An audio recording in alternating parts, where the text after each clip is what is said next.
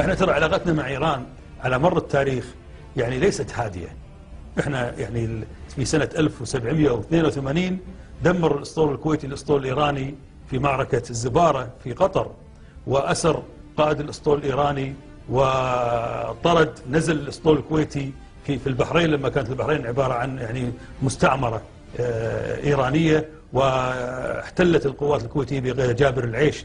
ما كان هو الحاكم كان عبد الله ابوه، لكن هو كان قائد الاسطول، واحتلت القوات الكويتيه البحرين وسلمت البحرين الى آل خليفه اللي كانوا ساكنين في قطر. الكويتيين نزلوا في بندر خميني، الان اسمه بندر خميني، وتوغلوا في الاراضي الى ان وصلوا جبال جازاج وراس في منطقه قريبه من جازاج وراس وانسحبوا بعد ذلك. الكويتيين احتلوا المحمره سنه 1783 84 اللي يسمونها خرب شهر، وحكموها. احتلوا المحمره ورفعوا العلم الكويتي على المحمره. الكويتيين احتلوا الفاو 3 مرات، مو مره ولا مرتين. الكويتيين عادوا السيطره على البصره يعني بالفتره هذه. الكويتيين احتلوا البصره، يعني دشوا الجيش الكويتي البصره. احتلينا يعني جزيره ام الرصاص اللي في وسط شط العرب. احتلينا عبادان. هذه كلها تاريخ. احنا الكويتيين هي احتلينا عبادان. اللي يريد حتى احتلينا عبادان. هي. اذا البصره وعبادان والفاو والمحمره وميناء بندر خميني الان، اللي بندر خميني وميناء بندر خميني. وصلنا الى مدخل هالاماكن هذه كلها احنا الكويتيين رفعنا عليها العلم الكويتي. لا العلم الكويتي. هذا الكلام لا تكلموا، لا تسالوا ناصر الدولي. ناصر الدولي يعني على واحد يقول بل من يجيب الحكي هذا؟ اقروا كتاب بيان الكويت للدكتور القاسمي الدكتور سلطان صقر القاسمي. استاذ ناصر، بس عشان اتاكد اني انا يعني فهمتك صح، فهمت اللي قاعد تقوله. تقول ان اهل الكويت، احنا يا الكويتيين قدرنا نحتل عبادان. عبادان كانت عندنا، والبصره قدرنا نحتلها، والمحمره وبندر خميني، ورفعنا عليها العلم الكويتي. مو صحيح؟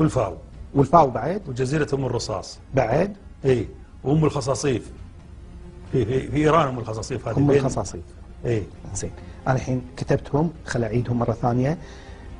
اهل الكويت احتلوا عبادان والبصره والمحمره وبندر خميني. بندر خميني هذه غير بندر عباس. لا، بندر خميني هذا اللي اوكي. والفاو وام الرصاص وام الخصاصيف. الاماكن هذه كلها رفع عليها العلم الكويتي. واحنا كسرنا الايرانيين مرتين، 3 مرات او 3 مرات. العناوين اللي قاعد تقولها وتؤكد عليها ان احنا يا اهل الكويت كسرنا الايرانيين في معركة الزبارة البحرية، وكسرناهم في البحرين، وحررنا البحرين، احتلال البحرين. اي، وحررنا البحرين، وطردنا كل الجيش الايراني من البحرين. طردناهم كلهم مع اسرهم. طيب، ما بقى ايراني واحد في البحرين. طيب، هذه مرتين. والثالثه متى كسرنا الايرانيين؟ كسرناهم في عدة مناطق داخل منطقة اللي هو اقليم الاهواز. حقائق التاريخ اللي تضعها انت الحين او تحطها امام اهل الكويت هي ان الكويتيين دشوا عبادان ورفعوا العلم الكويتي، ودشوا البصره واحتلوا البصره، ودشوا وحرروها بعدين تالي، ودشوا المحمره واحتلوها ورفعوا العلم الكويتي، ودشوا بندر خميني ورفعوا العلم الكويتي، ودشوا الفاو واحتلوها ورفعوا العلم الكويتي، ودشوا ام الرصاص واحتلوها ورفعوا العلم الكويتي، ودشوا ام الخصاصيف واحتلوها ورفعوا العلم الكويتي، وكسروا الجيش الايراني في قطر، وكسروا الجيش الايراني في البحرين، وسروا كل الجيش الايراني اللي كان موجود في البحرين. ما رد لهم مخبر.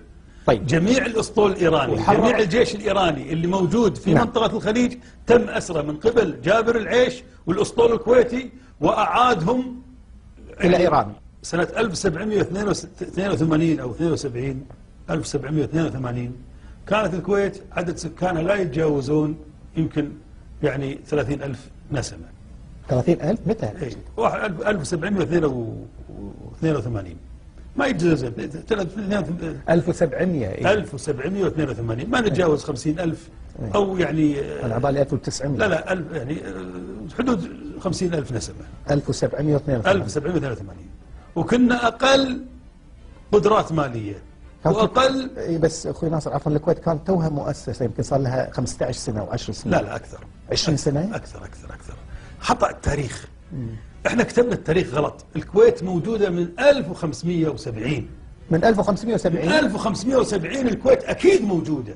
يعني الكويت قبل ما، يعني انا اقول كلام يضحكون علي الناس، والله صعبة. لا يعني اذا كان حقائق يعني الكويت قبل امريكا، امريكا العظمى هذه، الكويت قبل امريكا بكثير جدا. احنا كان الكويت موجوده قبل امريكا.